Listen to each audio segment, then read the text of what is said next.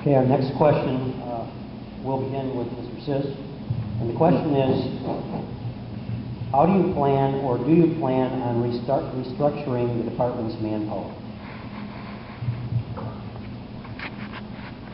I haven't given that a lot of thought just yet. I will obviously take a look at it. I think there are positions where the personnel currently in those positions are probably not up to par. With that said, I will look at what we can do to correct that, make them more productive in that position. If that means more schooling, more education, an opportunity to sit down and talk to them about it, then we'll do that. I would like to see some changes. I just have some issues with some of the staff there. I think they don't appreciate where they are, and I don't think that their thought processes are in the best interest of the county. With that said, we'll take a look to see where we can get some changes and try to keep it low-key and beneficial to all of us. Thank you. Okay, Mr. Tully. I would like to look at restructuring the department, but I don't know as if there'd be any changes. And that sounds kind of odd, but I've said this before, every position needs to be evaluated continuously, not just every election cycle, but continuously, every year, to make sure that evaluations on each employee are being done. Those that are doing an excellent job are told that they're doing an excellent job. Those that aren't need to be have steps taken to either help them improve, do the job they're being paid to do, or find a different position within the department would be the first step. I may not agree with some of those or think some of them appreciate maybe the positions they're in, but if I open the door on January 3rd and say, guess what, folks, we're going to toss this thing up like a bounce house. We're going to have the same thing that we're having in the newspapers and the radio now, viewed as discipline and everything's retaliation and things. We don't need that. We need somebody that's going to come in and say, okay, let's sit down and figure out what we're doing, make sure that everybody agrees, whether that be the employees having a chance to talk with somebody non-management to give their ideas, their suggestions, maybe some things they're seeing that aren't being done fairly or justly, so that information can be relayed back up to the command staff, so we can make sure that everybody's on the same page. You're not going to please everybody all the time, but you can please some of them some of the time. And I would look at the positions in the department, but I can't say that there absolutely will be changes. We may be giving more duties to folks, but that's not restructuring, in my opinion. Thank you. And Mr. Olson. First, I'd just like to respond to the previous question. As far as transports, currently the Sheriff's Office does use special deputies to transport. We pay them just over $12 an hour. They're limited term employees. They work 600 hours a year or under. And I started utilizing that shortly after I took office, using specialists to cut overtime. Actually, we do still utilize deputy sheriffs to conduct transports if it's a high-risk individual we're transporting, or if it's a mental health commitment, or there's a high probability something could go wrong. Regarding the changes I'd make, there's none I'd make at this time. We're constantly reevaluating the Sheriff's Office, and for example, initially when we opened the new Justice Center, we had 3 lieutenants and 1 jail captain. As time went on, we had a lot of young employees in the jail and so forth. As those employees became trained, we didn't need all that supervision in the jail, but we were lacking on patrol. So we pulled one of those lieutenants out and put him on patrol. So we're constantly reevaluating our supervisory staff. Our supervisory staff, all of them are well-trained individuals in law enforcement for the right reasons. They conduct themselves in a professional manner, and I'm proud of them as well as the deputies. And but like I said, I wouldn't change anything initially, but if the need arises where we should change, I would make those changes. Okay, our next question will be answered first by Mr. Tully.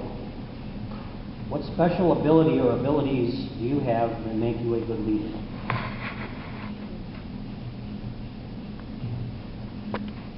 First and foremost, the ability to listen. If you can't listen, you're no good to anybody. I can sit down with my employees now, listen to them, converse with them, and understand their concerns. Even when you go to talk to your supervisor, you're a little apprehensive about what you want to say, because you don't want to be the witness in the next internal investigation and so on. But my employees know that unless there's a major rule violation, they know that they can talk to me at any time, whether I'm on duty or off duty, and they do. They call, message, whatever the case may be. Listen is a very important skill that not everybody can master. I've worked very hard at that, and being able to listen not only with your ears but with your heart, because if somebody's telling you that they, for instance, I've had a friend in law enforcement that was handling multiple fatality accidents in a row. It seemed like every shift that person was working, they were seeing, and they were not good ones. None of them are good, but bad ones. First thing he said was, I finally got a couple hours of sleep last night. That was a light bulb in my head. That told me that employee is having trouble sleeping.